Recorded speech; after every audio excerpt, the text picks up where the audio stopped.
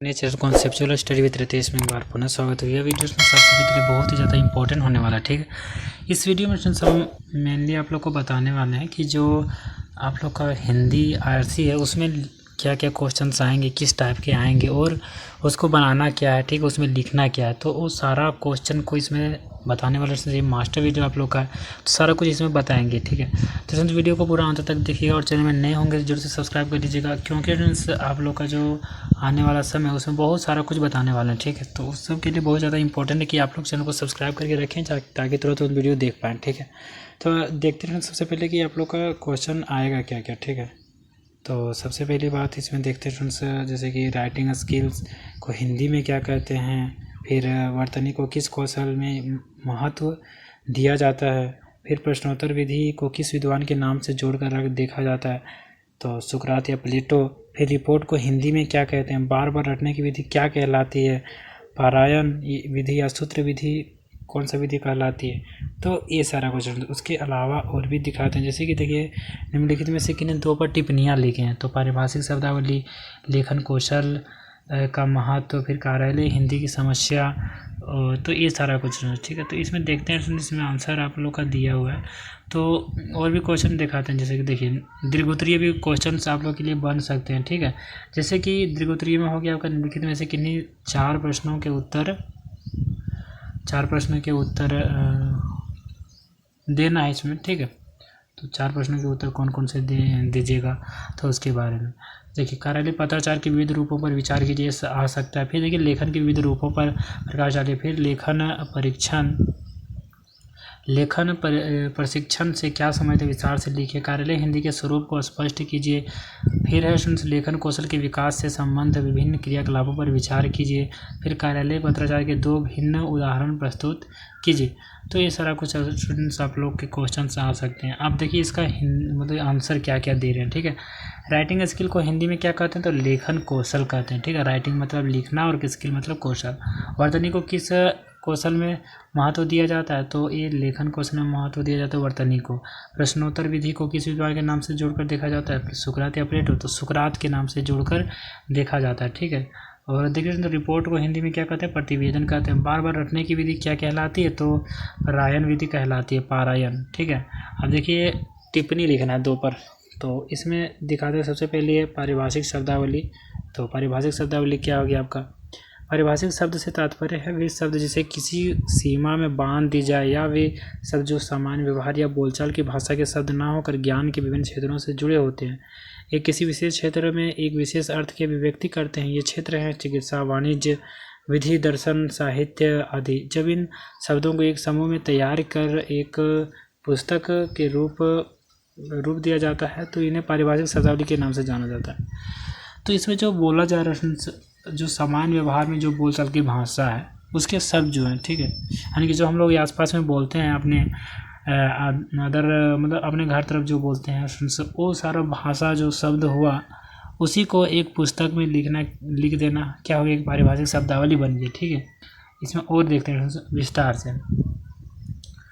तो इन्हें पारिभाषिक शब्दावली के नाम से जाना जाता है। डॉक्टर भोलानाथ तिवारी ने पारिभाषिक शब्द को परिभाषित करते हुए लिखा है, पारिभाषिक शब्द ऐसे शब्द को कहते हैं जो रसायन, भौतिक, फिर आपका दर्शन, राजनीति आदि विभिन्न विज्ञानों या शास्त्रों के शब्द होते हैं तथा वे जो अपने अपने क्षेत्र में विशिष्ट अर्थ से सुनिश्चित रूप से परिभाषित होते हैं। इसका कहने का मतलब जो भी सब्जेक्ट का जो शब्द हो गया, जैसे कि चिकित्सा से रिलेटेड जो शब्द होंगे वो चिकित्सा शास्त्र में आप लोग पढ़िएगा तो वो पारिभाषिक शब्दावली हो गया। ठीक है, और देखिए क्या है, अर्थ और प्रयोग की दृष्टि से निश्चित रूप से परिभाषित होने के कारण ही यह शब्द परिभाषित शब्द हो जाते हैं। ठीक है, महत्व के बारे में बात हो रहा है, इसके महत्व के बारे में क्वेश्चन आ सकता है। ठीक है, स्वतंत्र होने के पश्चात संपूर्ण भारत में शिक्षा के माध्यम की भाषा हिंदी और अन्य भारतीय भाषाओं को बनाया गया। इस समय पारिभाषिक शब्दावली की आवश्यकता महसूस होगी क्योंकि आधुनिक विश्व में नित नए अनुसंधान हो रहे हैं और विशेषतः विज्ञान, चिकित्सा, विधि और वाणिज्य क्षेत्र में पारिभाषिक शब्दावली के बन जाने से अब यह शिक्षा हमें हिंदी और अन्य भारतीय भाषाओं में भी सुलभ है। तो सुलभ हो गया, ठीक है, स्पेशल भाषा हो गया इसका। तो अब देखिए अवगुण भी कुछ है। पारिभाषिक शब्द किसी देश, किसी विशेष क्षेत्र में विशेष अर्थ की अभिव्यक्ति तो करते हैं, तो किंतु यह आवश्यक नहीं है कि प्रत्येक शब्द एक ही अर्थ के अभिव्यक्ति करे। उदाहरण स्वरूप सेल शब्द का अर्थ चिकित्सा के क्षेत्र में कोशिका होता है, जबकि भौतिक विज्ञान में इसका बैटरी लिया जाता है। इसी प्रकार इश्यू शब्द जिसका अर्थ वाणिज्य, जारी प्रसव में नवजात शिशु तथा राजनीतिक शब्दावली में मुद्दा या मुसला के रूप में प्रयोग किया जाता है, जिससे प्रयोगकर्ता को कई बार उलझन महसूस होती। तो एक ही शब्द को अलग अलग क्षेत्र में अलग अलग महत्व क्या समझा जाता है। ठीक है, अब देखिए लेखन कौशल का महत्व से आप लोग को क्वेश्चन हम बताए थे। ठीक है, इसका इम्पोर्टेंट क्वेश्चन है। देखिए लेखन कौशल का अर्थ है भाषा विशेष में स्वीकृत लिपि प्रतीकों के माध्यम से विचारों तथा भावों को अंकित करने की कुशलता। लेखन कौशल के लिए भाषा विशेष तथा उसकी लिपि व्यवस्था की पर्याप्त जानकारी आवश्यक है। केवल वर्णनियमों की रचना अथवा शब्दों के अनुलेखन को लेखन नहीं कहा जा सकता है, यानी सिर्फ शब्द को लिखना ही लेखन नहीं कहा जा सकता है। ठीक है, तो किसको कहा जा सकता है? लिपि प्रतीकों के माध्यम से विचारों की अभिव्यक्ति करना लेखन को आवश्यक अंग है।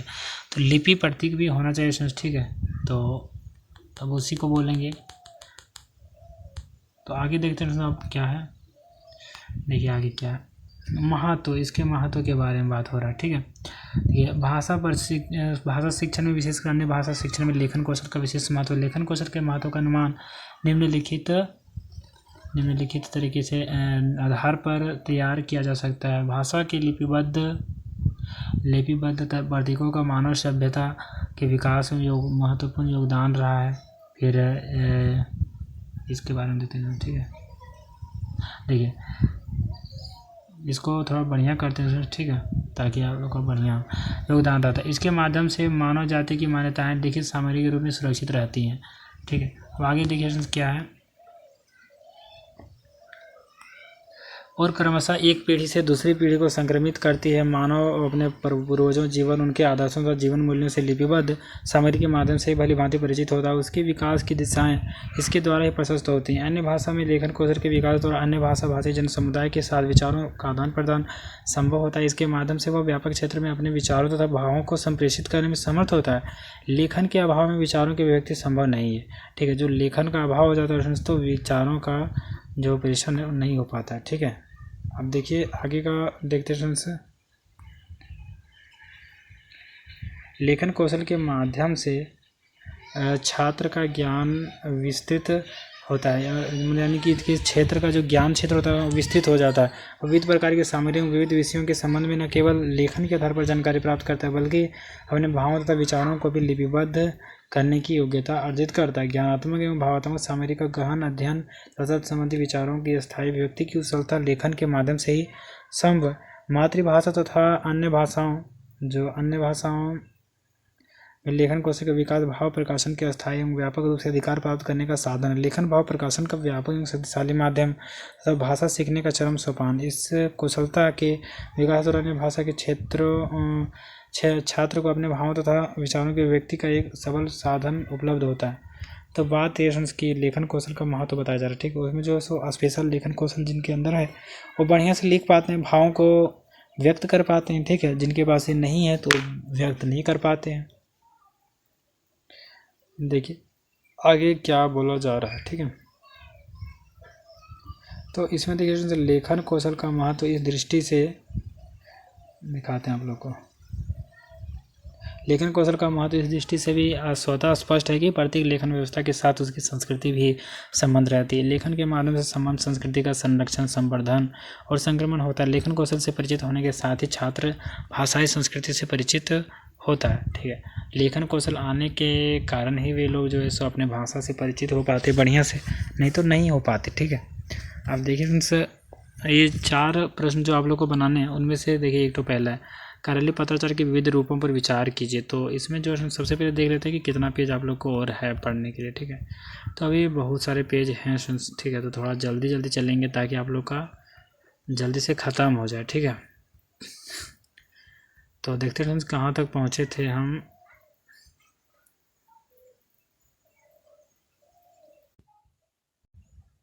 तो यहाँ तक पहुँच चुके थे। ठीक है, तो चलिए यहाँ देखते हैं और कोई और भी क्या क्या दिया हुआ है। तो देखते हैं जैसे कि यहाँ देखिए कार्यालय संबंधी कामकाज निपटाने के लिए क्या किया जाने वाला विविध प्रकार का पत्र व्यवहार पत्राचार कहलाता है।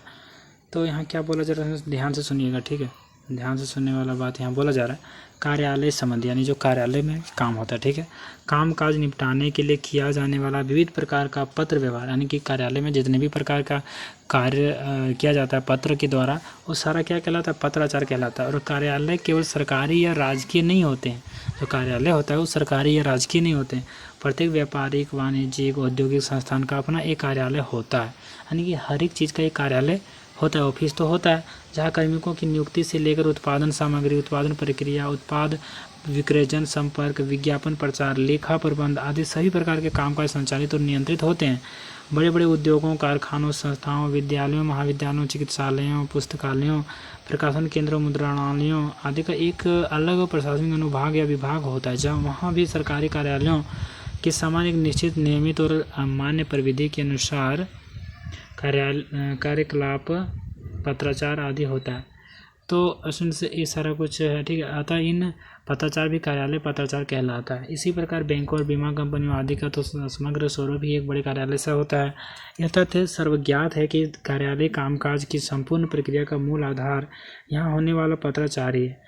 वहाँ मौखिक शब्दों की अपेक्षा लिखित शब्द अधिकांशतः विविध प्रकार के पत्रों के रूप में होते हैं। अतः कहा जा सकता है कार्यालय पत्र लिखन एक प्रकार से कार्यालय संचालन की केंद्रीय धुरी है। तो ये आप लोग कह सकते हैं, ठीक है। यानी कार्यालय पत्राचार में लेखन का ज़्यादा महत्व होता है, ठीक है। आगे देखते हैं तो कार्यालय पत्राचार के विविध रूप, कौन कौन से रूप हैं। कार्यालय पत्राचार के विविध रूप निम्नलिखित हैं। जैसे पत्र हो गया, इसका प्रयोग विदेशी सरकारों, राज्य सरकारों, संबंध और अधीनस्थ कार्यालयों, सरकारी उपक्रमों, निर्वाचन आयोग, सार्वजनिक निकायों आदि से औपचारिक पत्र व्यवहार के लिए किया जाता है। यही नहीं, जनता और सरकारी कर्मचारियों का संस्थाओं अथवा संगठनों के सदस्यों के साथ भी पत्र व्यवहार है तो पत्र का प्रयोग नहीं होता। पत्रों में संबोधन महोदय के रूप में होता है और पत्र के अंत में आधुल्य के रूप में भवदीय का प्रयोग होता है, ठीक है। अब देखते हैं आगे का क्या बोला जा रहा है। सो अर्ध सरकारी पत्र एक होता है, अर्ध सरकारी पत्र होता है। सरकारी अधिकारियों के आपसी पत्र व्यवहार में विचारों और सूचनाओं के आदान प्रदान के लिए अर्ध सरकारी पत्रों का प्रयोग किया जाता है। इन पत्रों में किसी निर्धारित क्रियाविधि की आवश्यकता नहीं होती। जब अनुस्मारक भेजने पर कोई उपयुक्त उत्तर नहीं मिलता और किसी मामले पर किसी अधिकारी को ध्यान दिलाना हो या आकर्षित करना हो तो वहाँ अर्ध सरकारी पत्र लिखा जाता है। ये पत्र व्यक्तिगत रूप से किसी अधिकारी को उसके नाम से लिखे जाते हैं, ठीक है। किसी भी व्यक्ति को, अधिकारी को लिखा जाता है, ठीक है। और अंत आपका से होता है। अधिकारी इस पर हस्ताक्षर करते समय उसके नीचे आमतौर पर अपना नाम नहीं लिखते हैं। इसमें विषय नहीं लिखा जाता और पत्र भेजने वाले अधिकारी का नाम और पदनाम ऊपर बाईं ओर दिया जाता है। तो ये आप लोग के लिए इम्पोर्टेंट है, ठीक है। अब आगे देखिए क्या है। अब नेक्स्ट है विविध रूप बोला जा रहा है ना, कार्यालय पत्राचार का विविध रूप देखिए। और प्राप्त करने वाले का पूरा नाम बाईं ओर दिया जाता है। अब देखिए पहले तार भेजा जाता था, ठीक है। ये अत्यंत जरूरी अवसर पर ही भेजे जाते हैं तार। लेकिन आजकल जो वायरलेस, फैक्स, SMS और इंटरनेट की सुविधा होने के कारण इसकी उपयोगिता कम हो गई है। इसमें कम से कम शब्दों में अधिक से अधिक बात कही जाती है और अत्यंत सावधानी रखी जाती है। बात का मंतव्य बिल्कुल स्पष्ट और संक्षिप्त होता है, लेकिन संक्षिप्तता की फिर में अटपटी भाषा के प्रयोग से बचना चाहिए, नहीं तो अस्पष्टता आ जाएगी। तार दो प्रकार के होते हैं, शब्दबद्ध और बीजक कूट भाषा, ठीक है।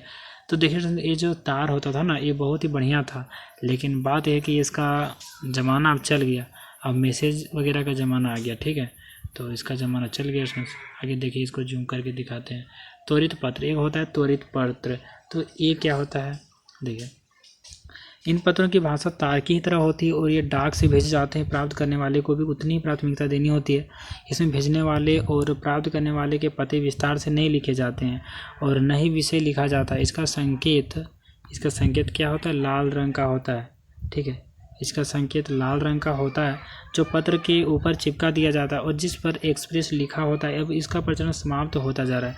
तो जो तार पत्र है उसका भी जो है सो अब ख़त्म होते जा रहा है। इसका क्या नाम था, रुकिए फिर से दिखाते हैं हम लोग को, ठीक है। त्वरित पत्र था, ठीक है। तार पत्र हम बोलें, त्वरित पत्र था। अब देखिए कूट पत्र और कार्यालय ज्ञापन, तो इस दोनों के बारे में अब देखते हैं, ठीक है, क्या कुछ है। सो कूट पत्र में जब विदेशों में स्थित अपने दूतावासों तथा अन्य कार्यालयों से पत्राचार करते समय कोई गुप्त बात कहनी हो, जैसे कूट भाषा में लिखना आवश्यक हो, तो त्वरित भाव पत्र के स्थान पर कूट पत्र भेजा जाता है। ऐसे साइफर तार की तरह कूट भाषा में लिखकर राजनयिक, थैले या रजिस्ट्री बीमा द्वारा भेजा जाता है।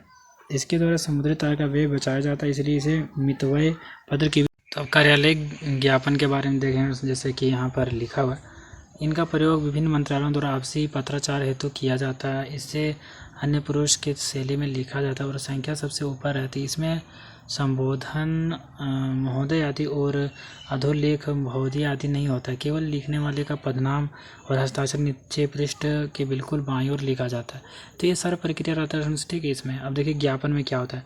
ज्ञापन का प्रयोग छुट्टी की स्वीकृति या अस्वीकृति विलम्ब से आने के कारण प्रार्थियों को नौकरी आदि के संबंध में जानकारी देने के लिए किया जाता है, ठीक है। और देखिए आगे क्या, और न अधोलेख केवल अधिकारी का हस्ताक्षर उसका पदनाम होता है, पाने वाले का नाम और पदनाम हस्ताक्षर के नीचे बाईं ओर लिखा जाता है। तो आपका ज्ञापन कब होता है, जब वो कुछ निकालता है तब, ठीक है। अब देखिए आगे का कार्यालय आदेश। इसका प्रयोग मंत्रालयों, विभागों तथा कार्यालयों में स्थानीय परियोजनाओं के लिए होता है। अनुभागों या अधिकारियों के बीच कार्यालय विभाजन, कर्मचारियों की तैनाती, स्थानांतरण, छुट्टी, पदोन्नति आदि विषयों पर कार्यालय आदेश के रूप में आदेश प्रसारित किए जाते हैं। कार्यालय आदेश के ऊपर संख्या सरकार और मंत्रालय। आप लोग को पता है कि जब भी कोई नोटिस भी निकलता है तो उसमें लिखा रहता है सारा कुछ, ठीक है। तो उसी तरह इसमें भी लिखा हुआ होता है। और बाकी देखिए इसी प्रकार से आपका अनुस्मारक है। अनुस्मारक क्या होता है, तो अनुस्मारक किसी पूर्व पत्र या किसी अन्य किसी रूप कार्यालय ज्ञापन अर्ध सरकारी पत्र या तार आदि, तो इसका अपना कोई रूप नहीं होता। यदि एक ही विषय पर एक से अधिक बार अनुस्मारक भेजा जाता है तो सबसे ऊपर दाईं ओर लिख दिया जाता है, और दूसरा अनुस्मारक, तीसरा अनुस्मारक, इससे पत्र पढ़ने वाले का ध्यान तत्काल उस पर चला जाता है। अनुस्मारक लिखा जाता है, क्यों जानते हैं स्टूडेंट्स? क्योंकि पहले वाले पत्र पर ध्यान जाए कि पहले इतना दूर तक लिखे थे, अब इसके आगे का इसमें है, ठीक है। इसलिए देखिए नोटिस भी लिखा जाता है, इसे सूचना भी कहते हैं। इसके द्वारा किसी वर्ग विशेष या सर्वसाधारण को जानकारी दी जाती है जो देने योग्य होती है, और इसे नोटिस बोर्ड पर लगा दिया जाता है। आगे देखते हैं अधिसूचना। अधिसूचना में क्या होता है, नियमों और प्रशासनिक आदेशों की घोषणा, शक्तियों को सौंपा जाना, राजपत्रित अधिकारियों की नियुक्ति, छुट्टी, तरक्की आदि का भारत के राजपत्र में प्रकाशित करके अधिसूचित करने के लिए इसका प्रयोग किया जाता है। इसके अतिरिक्त अध्यादेश, अधिनियम, स्वीकृत विधेयक एवं संकटकालीन घोषणाएं भी अधिसूचित की जाती हैं। तो सारा किया जाता है। आवेदन पत्र देखिए क्या होता है, ये नौकरी आदि के संबंध में भी होता है, और कार्यालय में कार्यवाही, स्थानांतरण, वेतन वृद्धि आदि से भी संबंधित होते हैं। इनकी विविधता समय और विषय के अनुसार निर्भर करता है, ठीक है। अब देखिए अभ्यावेदन, यह भी आवेदन पत्र का एक ही रूप है। इसे प्रार्थी तथा अपने प्रति हो रहे दुर्व्यवहार, अत्याचार आदि को दूर कराने हेतु प्रशासन, प्रधानमंत्री, राष्ट्रपति आदि को लिखता है। इससे करुणा और दया पैदा करने वाले शब्दों का प्रयोग किया जाता है, ठीक है। अब आगे दर्शन कार्यालय हिंदी के स्वरूप। तो कार्यालय हिंदी का क्या स्वरूप है, ठीक है, इसके बारे में इसमें देखेंगे। तो देखिए कार्यालय हिंदी सामान्य रूप से वह हिंदी है जिसका प्रयोग कार्यालयों के दैनिक कामकाज में व्यवहार में लिया जाता है। दूसरे शब्दों में वह हिंदी जिसका प्रयोग वाणिज्यिक, पत्राचार, प्रशासन, व्यापार, चिकित्सा, योग, संगीत, विज्ञान तथा प्रौद्योगिकी आदि क्षेत्रों में होता है, उसे कार्यालय हिंदी कहते हैं। तो ये सारे क्षेत्रों में जब होता है ना, उसको कहते हैं कार्यालय हिंदी, यानी कार्यालय में एक तरह से उसका प्रयोग होता है, ठीक है। संवैधानिक रूप से कार्यालय हिंदी के लिए राजभाषा हिंदी का प्रयोग किया जाता है। इसलिए कार्यालय हिंदी के उद्देश्य को समझने के लिए राजभाषा हिंदी तथा उसके संवैधानिक प्रावधानों को जानना आवश्यक है। राजभाषा का प्रयोग अंग्रेजी में ऑफिशियल लैंग्वेज के रूप में किया जाता है। इसका तात्पर्य राज की भाषा से है। राज की भाषा से यहाँ अभिप्राय राजकाज की भाषा, प्रशासन की भाषा, सरकारी कामकाज की भाषा या कार्यालय की भाषा से। सन 1947 में संविधान सभा के गठन के बाद से राजभाषा पर चर्चा की जाने लगी। उस समय हिंदुस्तानी या अंग्रेजी में से किसी को राजकाज की भाषा बनाने पर बहस हुई। बाद में हिंदुस्तान के स्थान पर हिंदी शब्द को रख दिया गया, किंतु लंबे समय तक चली बहसों के बाद आखिरकार 14 सितंबर 1949 को हिंदी को राजभाषा के रूप में स्वीकार कर लिया गया, ठीक है। तो कब स्वीकार किया गया? 14 सितंबर 1949 ईस्वी को, यानी 14 सितंबर को आप लोग का जो है सो क्या है, हिंदी दिवस है, ठीक है। आगे देखिए, इसी दौरान इस प्रावधान में यह भी सम्मिलित कर दिया गया कि अंग्रेजी 15 वर्षों तक हिंदी की सह राजभाषा के रूप में काम करती रहेगी, ठीक है। लेकिन विभिन्न संशोधनों और आपसी असहमतियों के कारण संवैधानिक रूप से हिंदी राजभाषा होते हुए भी अंग्रेजी ही शासन व्यवस्था की भाषा बनी हुई है अभी तक। भारतीय संविधान में राजभाषा संबंधी प्रावधानों का उल्लेख अनुच्छेद 343 से 351 में है, जो इस प्रकार है। अनुच्छेद 343 में क्या है कि संघ की राजभाषा हिंदी और लिपि देवनागरी होगी, ठीक है। और देखिए अनुच्छेद 344 में क्या हुआ, क्या दिया ऑप्शन, फिर 345 में क्या है, तो ये सारा कुछ आप लोग को देखना है, ठीक है।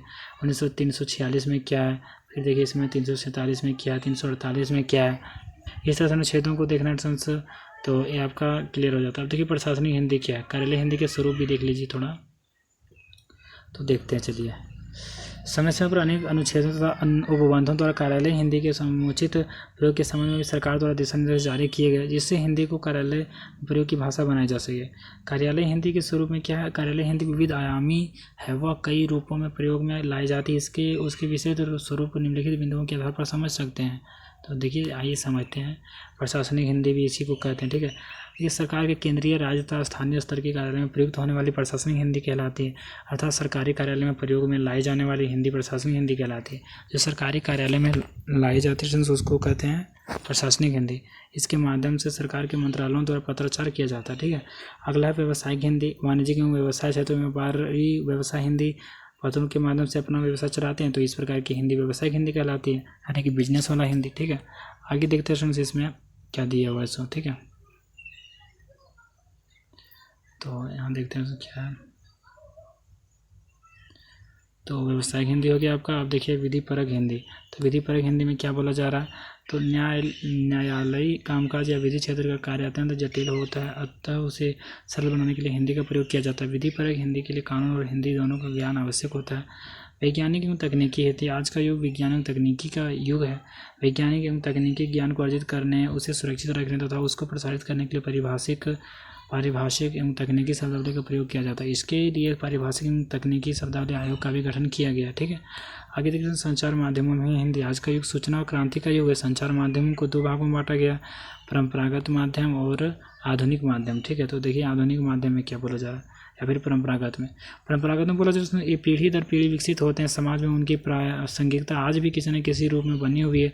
वार्ता, कथा, मेले पर लोकगीत, लोक नाट्य, शिलालेख आदि संचार के परंपरागत माध्यम है, ठीक है। ये जो पुराना पहले से चला रहा था उसके बारे में बात हो रहा है। अब आगे जो अभी चल रहा है उसके बारे में आधुनिक माध्यम में पता चलेगा, ठीक है। तो ये तकनीकी पर आधारित होते हैं। या 3 प्रकार के होते हैं, शब्द संचार माध्यम या मुद्रण माध्यम। देखिए पत्र पत्रिकाएं, पुस्तकें, जनरल आदि जो निकलते हैं वो संचार का माध्यम ही हुआ। श्रव्य संचार माध्यम जैसे radio, audio, cassette, cellular phone आदि, तो ये सारा कुछ, ठीक है। अब देखिए अगला देखते हैं क्या कुछ दिया हुआ है। दृश्य एवं श्रव्य माध्यम, फिल्म, टीवी, इंटरनेट, कंप्यूटर आदि, ये सारा क्या हो गया, दृश्य एवं श्रव्य माध्यम हो गया, ठीक है। देखने वाला और सुनने वाला। इनमें जिस प्रकार की हिंदी भाषा शैली का प्रयोग किया जाता है उसे संचार हिंदी कहते हैं।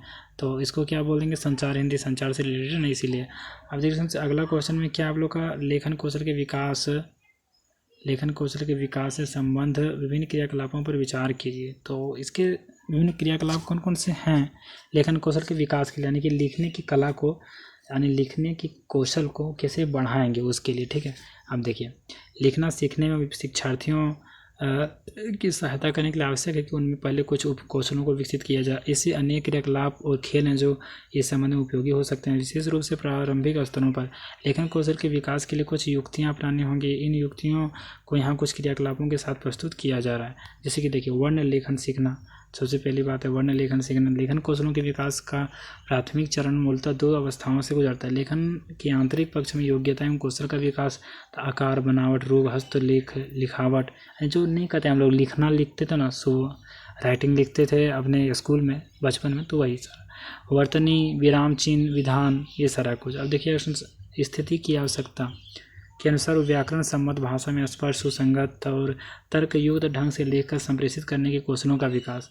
और आगे देखिए स्पष्ट और सुपाठ्य लिखावट का विकास। लिखावट लिखित अभिव्यक्ति का मुख्य उपकरण है, तो लिखावट आना चाहिए, ठीक है। अतः यह स्पष्ट है कि उपयुक्त संप्रेषण के लिए लिखावट पठनीय होनी चाहिए।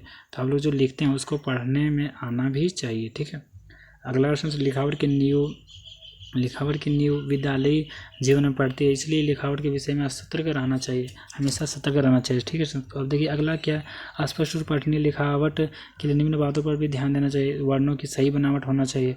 शब्दों और वर्णों के बीच पर्याप्त और एक समान दूरी होना चाहिए। सभी वर्णों का एक समान झुकाव होना चाहिए, ठीक है। ऐसा नहीं है कि इधर झुका कर लिख दिए, कभी इधर तो कभी इधर, ठीक है, तो ये गलत तरीका हो जाएगा, ठीक है। तो उस तरह नहीं करना, ठीक है।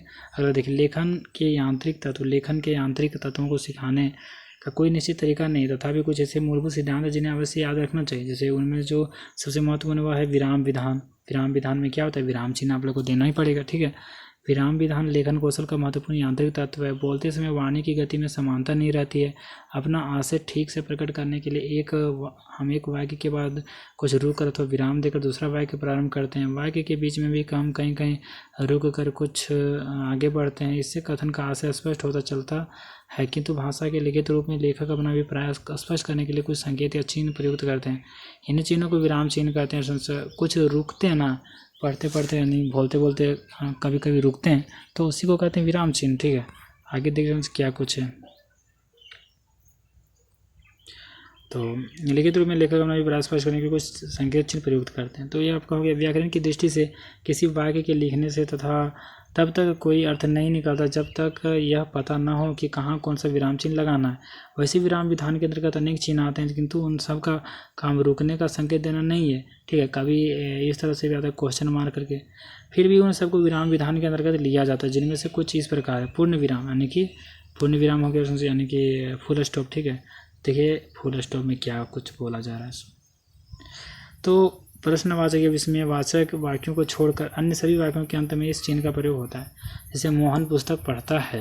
ठीक है, तो इसमें हो गया ना आपका पूर्ण विराम। देखिए अर्धविराम। तो अर्धविराम में क्या यदि एक वाक्य या वाक्यांश के साथ हमें दूसरे वाक्य या वाक्यांश का संबंध बताना हो तो वहाँ अर्धविराम का प्रयोग होता है। जिस प्रकार के वाक्यों में वाक्यांश दूसरे से अलग होते हुए भी दोनों का कुछ ना कुछ संबंध रहता है। जैसे यह घड़ी ज़्यादा दिनों तक नहीं चलेगी, यह बहुत सस्ती है। ठीक है, तो आपका अर्धविराम हो गया। नेक्स्ट देखते हैं अल्प विराम। दो से अधिक शब्दों वाक्यों का जहाँ एक साथ प्रयोग हो वहाँ शब्दों वाक्यों को अलग अलग करने के लिए अल्प विराम का प्रयोग होता जाता है। जैसे कि वह परिश्रमी, ईमानदार, स्वस्थ और सुंदर है। वह रोज़ आता है, काम करता है और चला जाता है। तो इस तरह क्या हो गया आपका, ये सारा हो गया अल्प विराम। प्रश्न सूचक चिन्ह यानी क्वेश्चन मार्क हो गया उस वाक्य के अंत में जिसमें कोई प्रश्न पूछा गया हो, जैसे क्या वह आ रहा है, तो इस तरह क्या होगा आपका क्वेश्चन मार्क हो गया। विस्मयादिवाचक सूचक चिन्ह। ठीक है, उस वाक्य में जिसमें विस्मय, हर्ष, घृणा आदि के भाव प्रकट होते हैं, जैसे कितनी खूबसूरत जगह है, छी चोरी करते हो, तो ये सारा कुछ क्या हो गया आपका विस्मयादिबोधक हो गया। ठीक है, नेक्स्ट देखिए उद्धरण चिन्ह। उद्धरण चिन्ह में क्या है, इसका प्रयोग किसी व्यक्ति, महापुरुष, लेखक आदि के कथनों को उद्धृत करने के लिए करते। जैसे बाल गंगाधर तिलक जी ने कहा है, स्वतंत्रता हमारा जन्मसिद्ध अधिकार है, तो इसमें आप लोग को लगा दिया गया ना उदाहरण चिन्ह। तो ये सारा कुछ। एंड नेक्स्ट क्वेश्चन देख सकते हैं, कार्यालय पत्राचार के दो भिन्न उदाहरण प्रस्तुत कीजिए। तो कार्यालय पत्राचार के बारे में आप लोग को बताएं, ऊपर में ज्ञापन हो गया, आपका आवेदन हो गया, कितना सारा है, बहुत सारा है। ठीक है, तो वो सारा चीज़ आप लोग को दिखाएं। फिर भी यहाँ देखिए कुछ दिया गया, ज्ञापन किस प्रकार से लिखा गया है, अधिसूचना किस प्रकार से लिखा जाता है। फिर देखिए यहाँ पर, और बस ये दोनों है। ठीक है, दोनों को दिया गया है आप लोग के लिए कि किस प्रकार से लिखा जाता है। देखिए ज्ञापन किस प्रकार से लिखा गया यहाँ पर, तो देखिए कार्यालय पत्राचार में जब अपने समकक्ष अधीनस्थ अधिकारियों या कर्मचारियों को साधारण संदेश देने के लिए जो पत्र लिखा जाता है उसे ज्ञापन कहते हैं। ज्ञापन का उदाहरण है नीचे में दिया हुआ। ठीक है, इस तरह संख्या लिखा गया है और बाकी सारा कुछ भारत सरकार, गृह मंत्रालय। तो इस तरह से आप लोग को ज्ञापन अगर लिखने को दे दिया जाएगा तो लिखना पड़ेगा। ठीक है, प्रतिलिपि भी लिख देना है आप लोग को कि भारत सरकार के सभी मंत्रालय विभाग है, भारत सरकार के नियंत्रक महालेखा परीक्षक का कार्यालय, इस तरह से कुछ भी दे देना। अधिसूचना, देखिए अधिसूचना में भी होता है आपका, अधिसूचना के अंतर्गत ऐसी सूचना आती है जो नियुक्तियों, पुनर्नियुक्तियों, नियमों, आदेशों, हस्तांतरण, छुट्टी, प्रशिक्षण, सेवानिवृत्ति, निधन आदि सरकारी सूचनाओं को अधिसूचना कहा जाता है। ठीक है, तो आप लोग के लिए ये है। आगे देखिए इस तरह से लिख देना आप लोग को। फिर देखिए बस दो ही है। ठीक है, तो आप लोग के लिए इम्पोर्टेंट है ये, बाकी सारा क्लियर हो गया इसमें। ठीक है, तो आप लोग के लिए बढ़िया बात है। और चैनल में नए होंगे तो जल्द से सब्सक्राइब कर लीजिएगा, क्योंकि आप लोग को पता है इस चैनल आप लोग के लिए बहुत ज़्यादा इम्पोर्टेंट है। ठीक है, और आगे आने वाले समय में बहुत कुछ लाभ मिलने वाला है, तो आप लोग के लिए बहुत ज़्यादा फ़ायदेमंद भी है। ठीक है, और भी बढ़िया किया जाएगा। ठीक है, सारी चीज़ों को, तो आप लोग के लिए बहुत ही बढ़िया रहेगा। और थैंक्स फॉर वॉचिंग। फिर मिलेंगे नेक्स्ट वीडियो के साथ। जय हिंद, वंदे मातरम। Yeah.